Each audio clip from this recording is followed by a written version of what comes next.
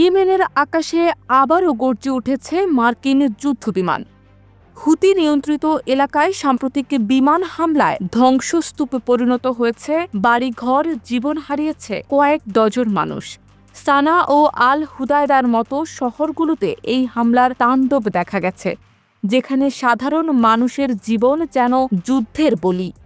হুতি স্বাস্থ্য দপ্তরের তথ্য অনুযায়ী শুধুমাত্র সানার বানি আল হরিথ জেলায় ৩টি বাড়ি লক্ষ্য করে হামলায় ৩০ জনেরও বেশি মৃত্যু হয়েছে। হামলার ভয়াবহতা আরও প্রকট হবার কারণ আফ্রিকান অভিবাসীদের আটক রাখার একটি কারাগারে মার্কিন বিমান হামলায় ৬৮ জন নিহত হয়েছেন। এই ঘটনায় আহত হয়েছেন আরও শতাধিক মানুষ। হুতি গোষ্ঠী এই হামলাকে বর্বর আখ্যা দিয়ে যুক্তরাষ্ট্রের বিরুদ্ধে তীব্র প্রতিবাদ জানিয়েছে। ইয়েমেনের হুতি বাহিনী এই হামলার জবাবে নিশ্চুপ নেই। তারা আরব সাগরের মার্কিন বিমানবাহী রণতরী USS কার্ল ভিনসন এবং এর সঙ্গে থাকা যুদ্ধ জাহাজে ড্রোন হামলার দাবি করেছে। এছাড়াও USS হ্যারি ট্রুম্যানের মতো আরেকটি মার্কিন রণতরীতেও ক্ষেপণাস্ত্র ও ড্রোন হামলা চালানোর কথা জানিয়েছে তারা।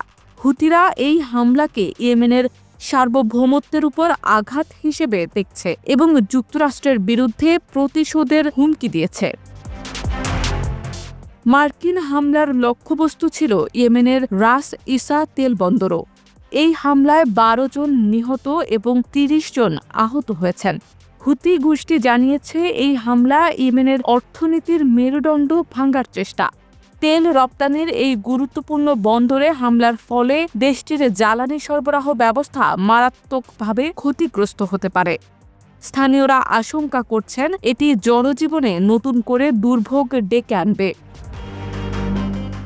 এই হামলার ঘটনায় আন্তর্জাতিক সম্প্রদায়ের মধ্যে উদ্বেগ ছড়িয়েছে। ইয়েমেনের চলমান যুদ্ধ এমনিতেই লাখো মানুষকে খাদ্য ও চিকিৎসার সংকটে ফেলেছে। মার্কিন হামলা এই পরিস্থিতিকে আরও জটিল করে তুলছে। কিছু দেশ এই হামলাকে ইয়েমেনের সার্বভৌমত্বের লঙ্ঘন হিসেবে দেখছে, আবার কেউ কেউ হুতিদের সন্ত্রাসী কর্মকাণ্ডের বিরুদ্ধে যুক্তরাষ্ট্রের পদক্ষেপকে সমর্থন করছে। তবে সাধারণ মানুষের কষ্টের কথা ভেবে সবাই একমত যে এই যুদ্ধের অবসান দরকার। ইয়েমেনের এই সংঘাত কবে থামবে তা নিয়ে প্রশ্ন উঠছে। মার্কিন হামলা এবং হুতিদের পাল্টা হামলার এই চক্র যেন শেষই হচ্ছে না। সাধারণ মানুষের জীবন দিন দিন আরও বিপন্ন হচ্ছে। আন্তর্জাতিক সম্প্রদায়ের কাছে এখন বড় চ্যালেঞ্জ হলো কিভাবে এই সংঘাতে জড়িত পক্ষগুলোকে শান্তির টেবিলে বসানো যায়। ইয়েমেনের মানুষ এখন শুধু শান্তি আর নিরাপদ জীবনের আশায় দিন গুনছে।